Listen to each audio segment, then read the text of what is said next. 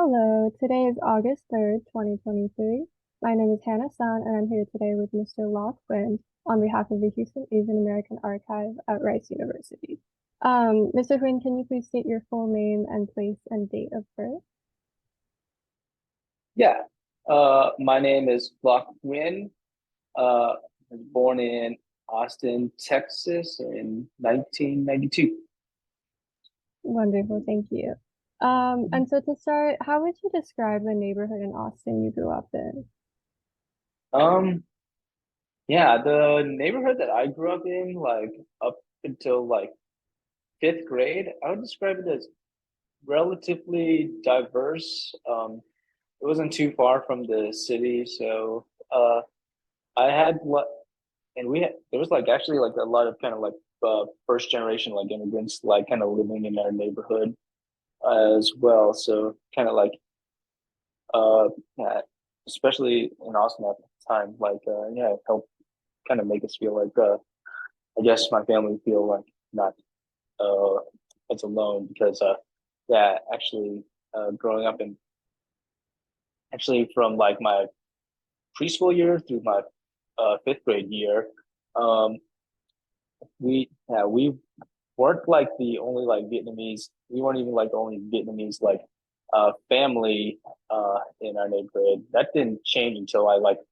moved to school and city. Like and it'd be generous to call the city. It's more like a town. Like honestly, just like 30 minutes north of Austin, and then we instantly became like the only Asian people within that city. So yeah, I feel like I got a strange kind of like um both both worlds in terms of like my upbringing in Austin, where it's like living closer to the city and stuff. It's like felt like you know felt like it wasn't a big deal that I was like the that I was another like Vietnamese kid.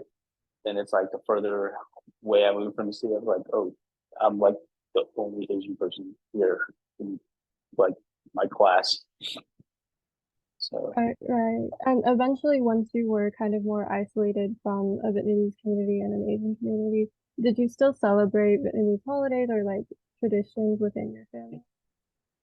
oh yeah, like luckily there was like we there was like a small temple in that town that few other like uh Vietnamese and Buddhist families would go to from like the other small little towns. But yeah, we still celebrated things and did things or like New Year's and stuff like that. But it became a little like again became like I became very aware that it's like especially in that small town, I was like, oh, I kind of took this for granted now, or like these things for granted because now we're like the only family like that does these things.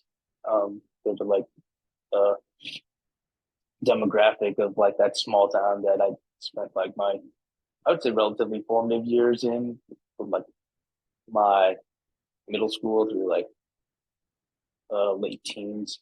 That was yeah.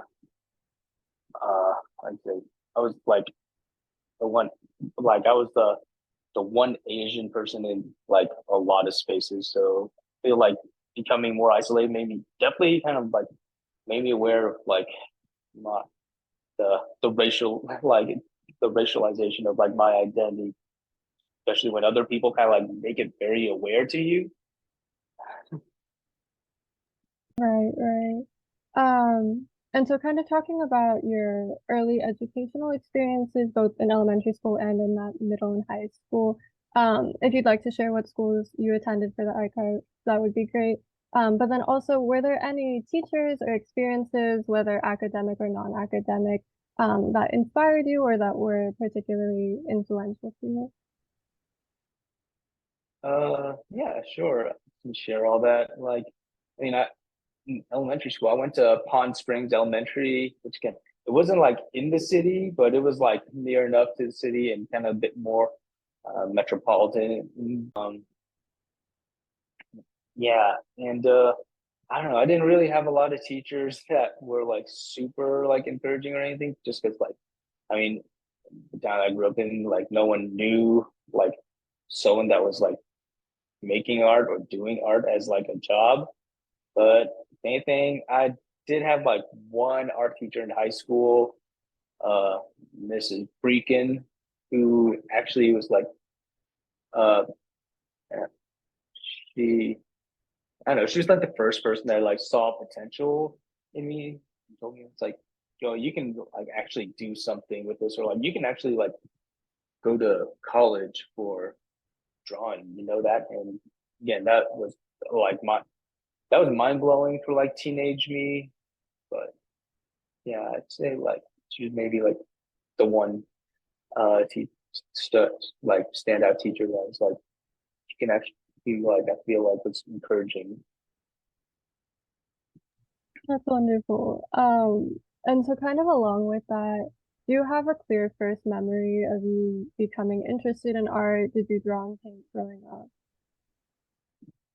Um, yeah, I mean, growing up, I was always drawing as a kid, and same thing. It's like I knew how to draw before I could write. So, um, I think I always knew I wanted to do something creative, and I never really figured out or how to articulate it till like much later in life. That's like, oh, just want to be an artist. And I think that's something that I always wanted to be, but never figured out how because you're supposed to have realistic dreams and aspirations instead of being an artist. But um, yeah, I guess I always wanted to be an artist in some capacity. And did you have particular creative inspirations growing up? We see that a lot of your work seems to center family life and nostalgia and cultural markers. But in addition to this, whether in media, art, or your own life experiences, kind of what informed your creativity at that age? Oh yeah, no, for sure. Cartoons definitely, and comic books for sure. Like those are kind of like uh, I think those are like my first exposure to something like kind of artistic.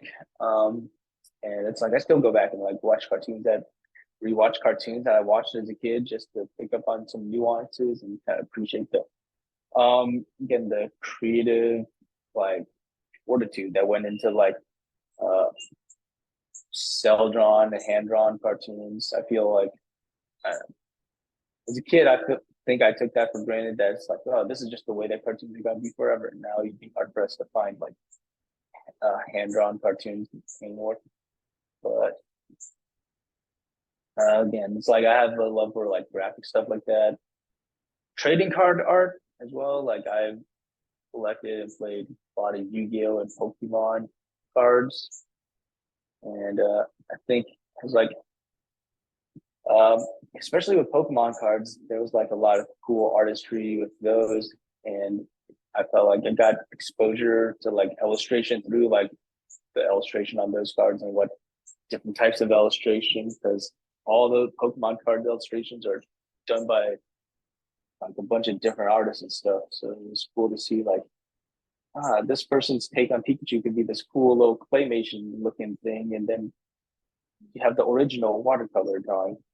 Um, yeah, kind of like lately in this body work I've been doing, like I've been kind of combining like those interests of like the graphic um kind of graphic language and then kind of like using it um alongside with family photos as well. Like a lot of depictions of family kind of like influence my work and kind of like reflecting back on that nostalgia and kind of again uh I, it seems off tangent but it actually does relate to where but I remember having a discussion with a friend one time and telling them about how it's like I didn't see ET until I was like 16 or something because you know I didn't grow up with American classics or my parents didn't show me things like the Beatles or something as like a lot of a lot of people's like first like production of music. So um, yeah, it was like having that discussion with my friend made me realize like, oh, I didn't like have like I had like a strange like approximation of what the American upbringing was because my parents were learning how to be American for their first time too. So lately I've been making paintings about like that and how I feel like it's a kind of like strange, kind of overlooked like aspect of being Asian American is that your parents like are learning how to if you come from like a immigrant family, your parents are also learning how to be American as well. So I thought it was kind of like an interesting thing to kind of record and kind of make these things. Yeah, I definitely think that's really relatable coming from like the immigrant background. Um, and you mentioned being influenced and inspired by cartoons and comics as a kid. Did you have any particular favorites that you'd like to share? Um, yeah, growing up, like Ed and Eddie was like my favorite cartoon. I loved the Bruce Timm, like Batman animated series, like, and then learning about like the artistry of that show, I felt like as an adult it was like definitely rewarding, like how like all the drawings are done on black paper with color pencil to kind of give it a kind of noir look. Um, what else? But yeah, anything that Gendy Tartakovsky does is always great. Like he did Samurai Jack, Powerpuff Girls, and Dexter Lab. So like I love all those shows. And then as that I obviously like love like trading card stuff, like Yu-Gi-Oh, Magic the Gathering, like Pokemon cards. Like all those were like an obsession at some point in my life. So I enjoyed like having cards and collecting cards. To me, I always see them as kind of like a almost like a little mobile gallery in a way, just because each piece can be designed like different illustrators and stuff. So I don't know. If not playing cards, I always enjoyed like looking at them, the physical little object they are. Um, yeah, there's too many to name, but I'm coming at a loss right now. But yeah. Amazing. Thank you for that. And then outside of artistic influences alone, can you share just a general favorite childhood memory? Um, yeah. Just go. I remember a vacation at the beach in like it's like the Mustang Islands or like Corpus and stuff, and it was like one of the first times that my grandpa was like teaching us how to fish and stuff. And yeah, I remember we were all night fishing like on one of those piers there.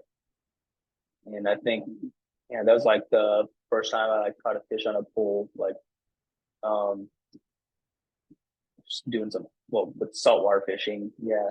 I think I'd say like fishing with my grandpa. It's like one of my nice kind of one of my favorite memories. That's wonderful. Thank you so much. Um, and then moving on to talk about your education a little bit, I see that you earned your Bachelor of Arts degree at Texas State University. Mhm. Can you share about your undergraduate experience there?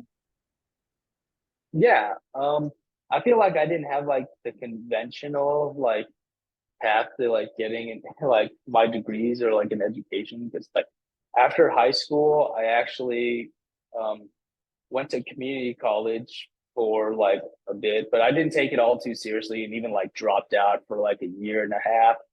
And I was relatively like directionless until I was figured it's like maybe I was getting tattooed a lot at the time, and I figured it's like maybe I'll become a tattoo artist. You know, this could be a way to be like an artist, and maybe not so much have to go back to college.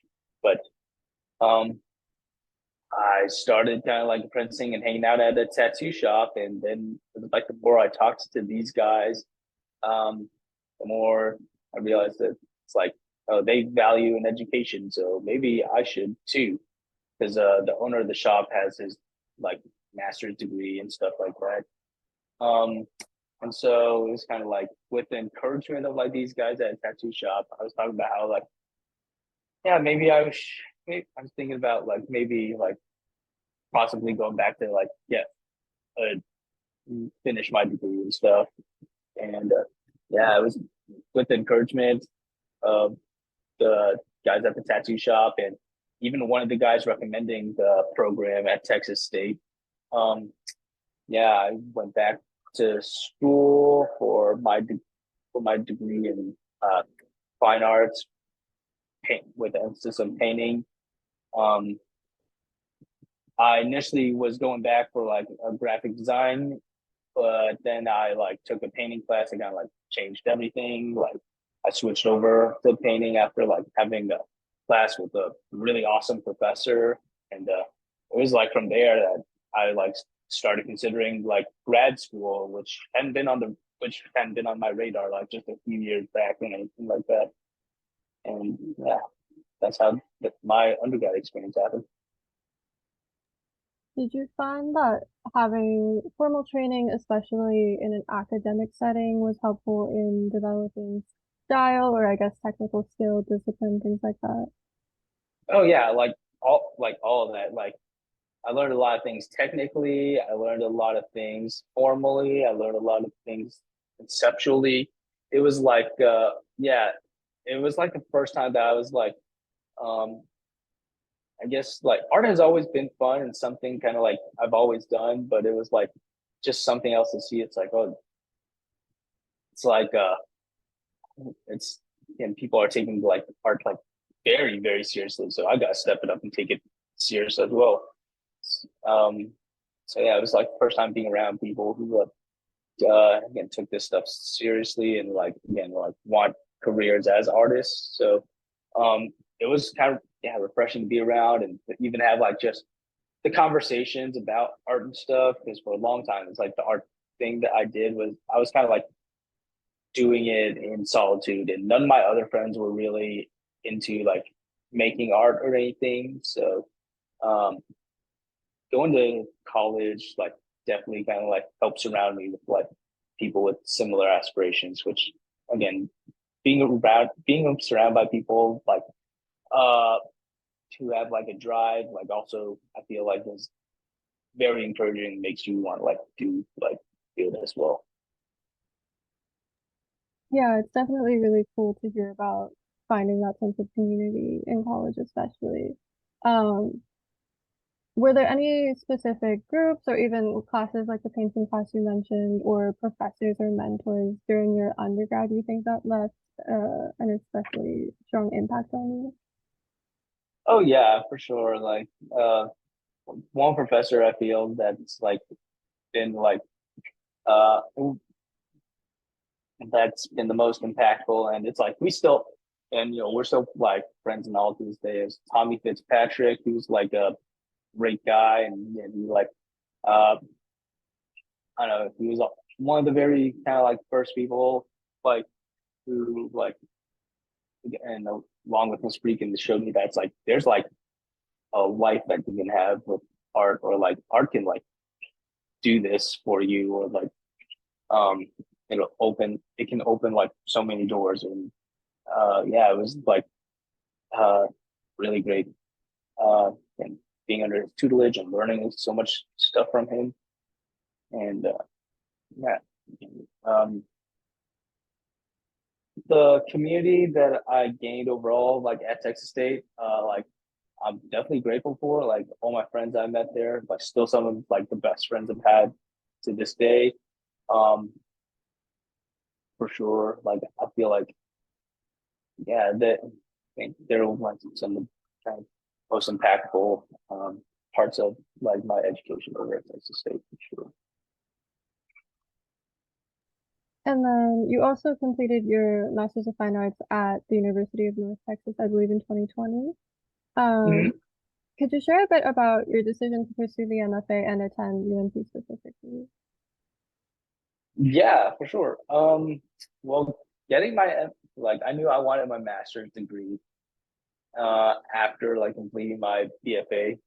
Um, so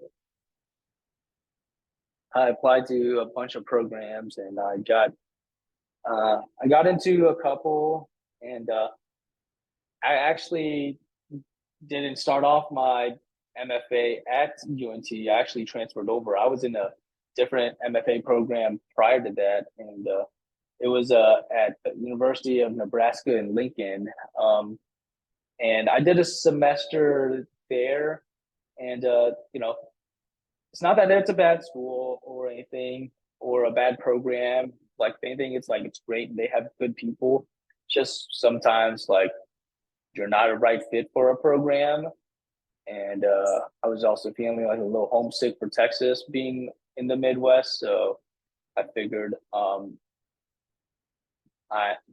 was going to start looking for like master's degree programs in Texas. And one of the places I was really impressed with was UNT. So I applied, I got in. And yeah, I'd say it's grad school is definitely one of the hardest things I've ever done, but I'm also glad that I did it. So I felt like I learned, like, I thought I learned, I thought I knew a lot, like after finishing my like BFA, but going back, going and continuing my education and going to grad school definitely like humbled me and definitely made me realize that just like this learning thing never ends. Yeah, I'd be curious to hear a little bit more about what the MFA program at UNC was like in terms of, I guess, the size of your cohort and also just like rigor of the program. Yeah, the UNC program was uh it was a very sorry, there's a plane. Yeah, the UNC program was very definitely kind of there was a lot of emphasis on research, so I felt like that kind of helped me kind of figure out how to like talk about my work and help me kind of articulate like the importance of certain aspects of my work for sure. So there was like definitely there's definitely a lot of reading, which um I appreciated as well because again, what's going along with the research definitely did things like uh, had me flex my thinking muscles for sure, and kind of maybe like again re-examine what I was making art wise, and kind of also helping me to articulate certain moves and certain things that I did art wise. So I did appreciate the UNT like program for like and forcing me out of my comfort zone for sure. Even with things like um, teaching, because us grad students have like the option to like teach as a means of like helping kind of like uh, almost as like financial assistance for like grad school, and that teaching was a very harrowing experience to say the least. But just because they like threw us into the fire, but I felt like I learned a lot and that as well. Like I learned like ways on how to communicate better, how to like get my point across with people, also how to be direct as well. So again, it's like UNC provided me that opportunity. I'm grateful for that as well. And yeah, I came in to a decently sized like uh MFA class. I yeah, I had like a book. Yeah, it was really cool though, just because like I feel maybe some programs like each department can get like maybe a little clicky, but with UNT, we all kind of like hung out with each other in terms of like all the ceramicists and the painters and sculptors and stuff. It's like there's like we'd all just hang out with each other and not in their own like departmental worlds, which is kind of cool.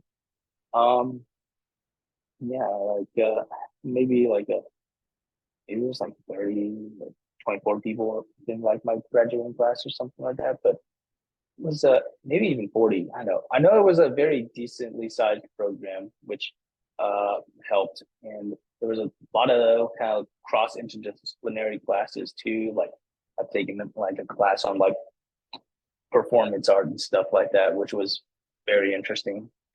Um, yeah. Um, like I said, it was definitely one of the hardest things I've done. Um, especially since I feel like during grad school, that was like the first time I learned like what imposter syndrome was. So yeah, but I mean, like I said, I'm glad that I went. Um, and yeah, my experience at UNT, I definitely learned a lot. And did you get to kind of engage with the Denton art scene while you were there? Yeah, I kind of like engage a bit with like the Denton kind of like art community a bit. I kind of treated like the while I was up there, I kind of treated like the DFW as kind of like one big like art community. So I got to meet people from like not only just Denton, but like from Dallas and like different like parts of Dallas, and also like Fort Worth and like Arlington and stuff like that. So yeah, it was definitely like it was really cool, especially since I learned that there was like a lot of other MFA programs in the DFW. So it was cool getting to meet like other MFA students and stuff like that, and getting kind of like have like conversations about like again about like art and similar practices and stuff. Even though there's like y'all go to like the different schools and stuff. So yeah, like the community even expanded like outside of the college for sure. That's awesome. Um, and would you say that your artistic style solidified or changed at all throughout all of your college experience? Oh yeah, absolutely. Like the work I was making in undergrad is totally different than the work I was making in grad school. And even now, like after graduating, the work I'm making now is totally different from like my grad school work. But I don't know, like I feel like with all artists though, and I feel like maybe I'm biased because I can see it myself. I do see kind of like where things lead to where. Like but I think kind of like thing that remains in all of them is like this interest in like uh graphic and cartoon kind of like visual languages, if anything. But they're just translated in different ways. So yeah, it's been kind of and I don't know, I get like a trip from it just to see like what my work was like like 5 years ago and stuff, just because it's again, I feel like it's wildly different. Yeah, and then along with that, shifting to talk more about your career a bit, I saw that your work has been featured in a number of solo exhibitions and residencies, as well as some international group exhibitions. So can you share what your first experiences of having your work displayed in galleries and exhibitions were like? Yeah, for sure. I first started showing galleries when I was living in Denton and going to grad school. Um, and that's another thing I felt like was really cool about DFW. It's kind of like there's actually like a lot of galleries up there and a lot of museum institutions. So it gave me kind of like a nice way to like network and meet people within kind of that world. And yeah, I first started showing at a gallery in Dallas. Um, and yeah, I was just doing like I was just doing like group shows and kind of putting work in like 3-person shows and stuff with this gallery. And then one day they sold to a really awesome collector who had friends and connections in LA and New York. And from there, that kind of spiraled into being able to work with a few different people, and then um, that led to like a solo show in New York. That same year, I was reached out by the the director of curation at the Blue Star Contemporary. It's called Contemporary at the Blue Star now in San Antonio. To like have some works in a show there. And then prior to that, I was in a small group show in New York at, but it was at the university. It was at the Academy of Fine Arts in New York, and I guess it got seen by some of the right people uh because the some of the writers that were on Juxtapose like reached out to me and told me that they were like impressed with the work and uh would be in touch soon. So that also led to like that weird thing kind of also led to I guess getting an article slash write up in Juxtapose as well. And this all kind of happened within like a year, like all within like 2001, which was kind of like hectic. Because at the same time, I had just spent like a semester out of grad school, and I wasn't sure where I was gonna go after that. And I figured maybe I'll just adjunct a little bit because at the time that's what I was doing. I was adjuncting and working at a museum as a guard. Then like all this stuff like happened within like the span of like a month. Like that's when it was like I got that thing about uh like having the show at Blue Star and then like talking to the gallerist in New York and then also like I got a call about doing a residency here in Houston and it was like all just one like at the Lawndale Art Center and it was all like just like wow all this stuff is happening at once. It's like it's all good but it's like it's a little stressful. So I know but um yeah, it kind of happened like all at once, but also in kind of like I don't know. It didn't feel like that at the time, but it was actually like pretty good timing. Yeah, that definitely sounds like a little bit of an overwhelming timeline, but it is really impressive. Um, Yeah. and then more recently, I believe it was last summer at the, or this past summer at the Indian Gallery that your show Western Bootleg was showing. Is that correct? Uh huh. So that plays really heavily with Texan and Western imagery, and I've read a lot that characterizes your work as kind of subverting Western influences and then also bringing in your Asian identity as an intersectional element. Would you say the Mm-hmm. same about your work? Is that something that you kind of intentionally try to bring out? Oh yeah, no, for sure. Like I definitely do try to like bring aware that it's like my work exists as like a hybrid chimera of like different cultures for sure. Like I'll like even in things like I was saying, like make like recently I've been making like works based on like photos and stuff of like my upbringing and like of family life and stuff. There's still like that aspect of like the intersectional in those works just because they're documenting like we had that discussion about how it's like my family's like strange approximation of what America was, but still kind of like clinging on to like at, still holding on to like aspects of like the old world and stuff. Um, like that all exists in those kind of grounded, more realistic works as well. Yeah, it's just with the Western bootleg one that show that body work, it's like that intersectionality is like kind of like at the forefront and on display through kind of like the uh imagery fusion of like these different kind of Eastern and Western tropes. That's so cool.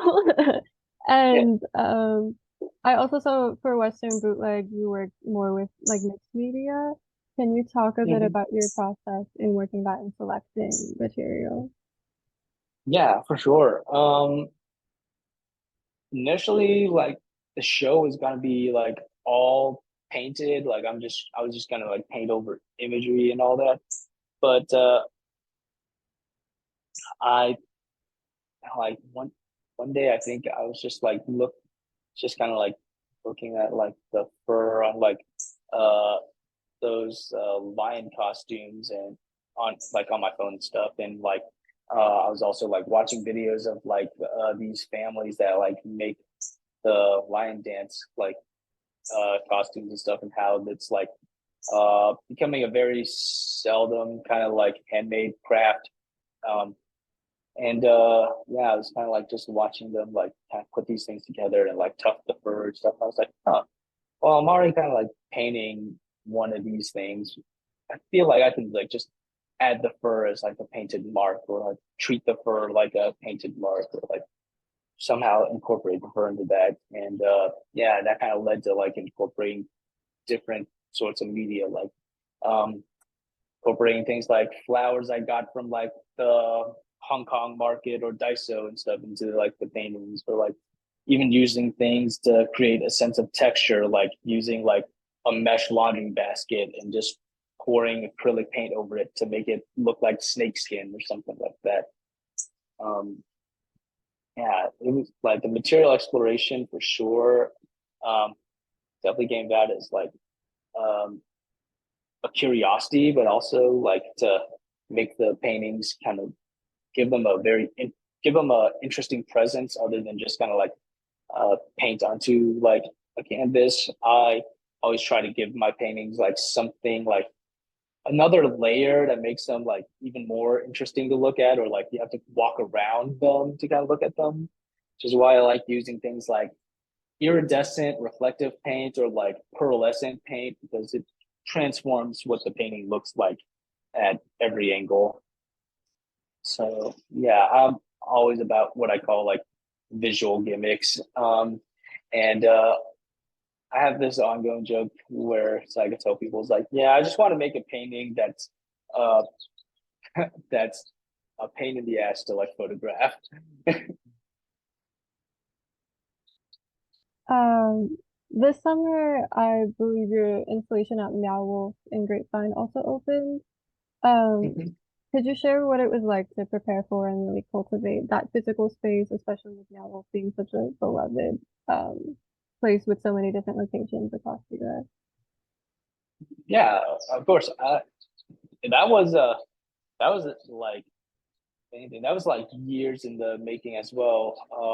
I guess I can share this now since yeah, they've opened it to the public and stuff. But yeah, they reached out to me also back in 2021, which again just made that year like very like chaotic with like all the stuff that was happening. But said it was like uh awesome that any of that was happening at all. But yeah, they reached out to me then, and then it was just kind of like years planning and prepping, finding like the right material and color, and kind of just coordinating with them. Um, it was, and they were like super helpful. So it was like, yeah, especially helpful with me walking through like this as like um, I've helped out with murals and stuff before, and I've done like a couple, but not exactly very versed in murals and stuff. But uh, they were super helpful and kind of like helping me get this vision that I had in my mind for like the last couple of years into reality. And yeah, they were super accommodating with like the murals and the even installing like some of the elements, because I have like some like uh interesting shape fabricated furniture in the installation as well. Um, yeah, it was a really cool experience overall. I would say it was like and I definitely learned a lot as well since it being my first installation. Um, I had no idea what all was possible and entailed, and what all it entailed. They gave me a lot of that. That being said, they gave me like a lot of freedom though to do what I want. At the same time, could be like a little paralyzing. It's like, oh, I gotta do what I want. It's like, I need to think about that. But yeah, no, it was really cool. And you shared with us about what you're currently working on with the project with your family photos and the kind of graphic style, which sounds really exciting. Do you have any particular goals or things you would like to work towards in your career, whether long term or coming up, that you'd like to share? Yeah, I'm gonna be attending a residency coming up in May and June of next year. Um, but yeah, right now I'm just currently working on like that series of paintings that I was telling you about. I'm also working on a series of paintings that are portraits as well, but um, I don't know. had any goals, it would be to like yeah, just to be able to show uh this body of these bodies of works in uh somewhere. Yeah, just yeah. I guess another goal of mine would be to like just to kind of keep going at this as a full time artist. 'Cause this is the my second year as a full time artist, and it's like I feel like I'm still like learning. I guess I always am, and it's been helpful like to talk with friends about like doing this full time artist thing, just because like I don't know, I feel like we're doing like what people said shouldn't be possible, but it's also like still one of the hardest things I've done, but it's also one of the most rewarding for sure. Um, but, yeah, no, it's like I'm just gonna be, yeah, I'm just working on paintings, and I got like a couple of like group things, like like throughout, like little group exhibitions kind of throughout as well, like uh that are going to be coming up. So it's yeah, just that yeah, nothing super like concrete yet, but other than the residency. But right now it's like just kind of working on the and just working on those bodies of works and kind of exploring like further themes of this kind of idea of like a hybrid identity, kind of yeah, kind of this recording of Asia America in a way. That's all really exciting. Yeah, thank you for sharing that. Um, Yeah. what would you say is the most challenging or frustrating part about having a career as an artist? Um, I guess like the at times there is a lack of like certain support. Like I never felt like unsupported by like say like my friends and the community and stuff like that. It's like the lack of support, like again, uh I have to find and pay for like my own insurance. Or like I have to find there's not really like a business management type situation for like uh artists or anything like that. So yeah, I guess it's like lack of like those certain types of support, and that like no one can tell you like how to do this right. In the way like maybe running a restaurant or something, there's like very concrete rules. Um, that's definitely been one of them.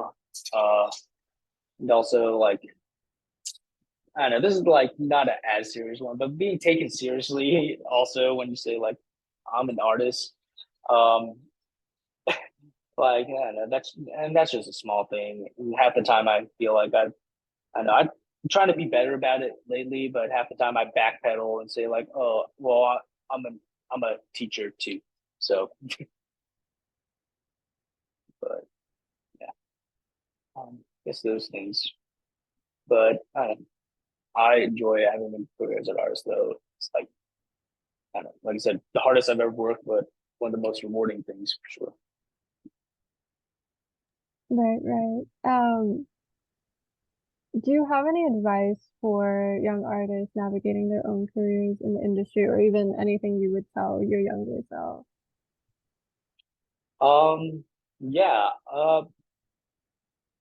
everyone has a story worth telling, and you can't ever like rip off of like anyone else's story. So you have your own story that's valuable and unique to you. That I feel like, um, I feel like that's the most important thing in art. It's like that sincerity. I feel like, uh, yeah, just being like again, it's corny to say like be true to yourself or something, but I mean like there's some truth to like that cheesy little anecdote. Because I feel like that's where like the best art like comes from when it's like sincere and well-meaning and deeply personal and shows vulnerability. I think, yeah, don't be afraid to be vulnerable, especially in art for sure. Um, and something that I would tell young something that I would tell young me is that it is possible to be an artist as a career, but it's also really, really hard. Yeah. That's great. Thank you. Yeah. And then I have a couple questions about identity and kind of personal interests. We've touched on this a bit, but how do you identify yourself ethnically? Oh yeah, I'm Vietnamese and Chinese. Um, and it's always fun. It's always funny, kind of like uh explaining it to people whenever people ask if I'm Chinese and like yeah, but it's like layered because like um my on my paternal side of the family, they are Chinese that immigrated to Vietnam in like the early 20th century and stuff like that. And where my maternal side of the family, they are like in native indigenous like Vietnamese people, like whose families like all have roots there. And since coming to Houston, have you been able to connect with the Vietnamese American or general Asian American community here?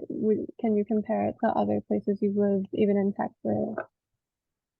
Oh yeah, for sure. In fact, I was actually quite familiar with Houston even before like moving here, just because like growing up, uh, my family would actually make like trips down here to Houston like every other weekend and stuff, just because there's like this was like the only place where they can find like a certain like Vietnamese like vegetable or like certain like Vietnamese groceries without having to pay extraordinary prices.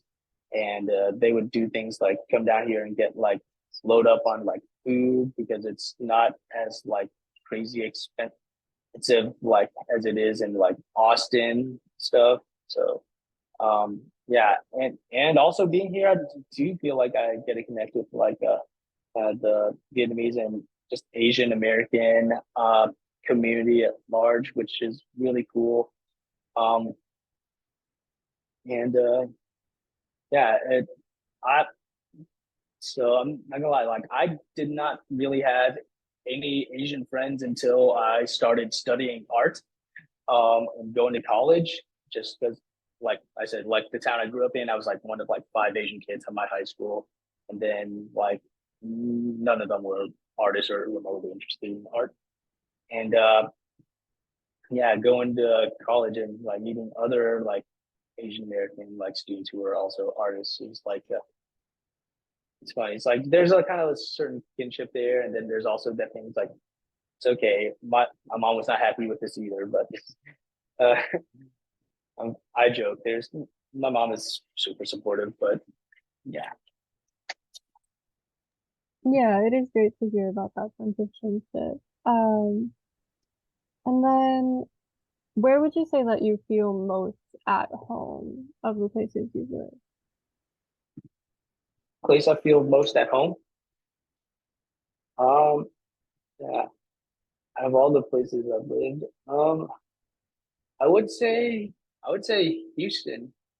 Honestly, like it's a city that was already kind of familiar with me. I enjoy that. It's like I'm not like the only Asian person like in the spaces that I go to. I like that it's a I like that it's a very diverse city as well, and I think food here is amazing. So I feel like that's more it's praise in itself. Amazing. And then can you share some of your hobbies and interests outside of your career? Oh yeah, like hobbies outside of art. I like playing Magic the Gathering. I've been playing Magic the Gathering Arena, which is the online platform. So I do that a lot. Um, I like going fishing. Uh I like trying to catch like cats mostly, but I also like catching like bass and panfish as well. What what other hobbies? I also collect toys. Like I buy a lot of action figures and stuff. Um, I know, I know that there's some part of me that's like, this is the makeup for not being able to buy cool toys as a kid, but even better, I get to buy cool toys now as an adult. Um, yeah, I have, how about there's like I like hiking and walking. Yeah, cooking as well. I actually really like cooking. Um, I swear I'm an interesting person. Um, and what would you say you feel most proud of? um, I feel most proud of again being able to be a full-time artist uh and even just being able to like just how far like the my paintings have gotten just because like yeah 19-year-old me would have never been able to fathom that this was even like possible. um so I'm proud of like again, I mean it's corny and all, but it's like, I'm proud of how far I've come. Like I feel like it's definitely been a harrowing journey that's been worth it to like be able to do what I want to do. That's lovely. Thank you so much for sharing that. Mhm. I mean, I think that's all the questions I have. Is there anything you'd want to add to share with the archive that we haven't covered yet? Um, Let me think. Uh,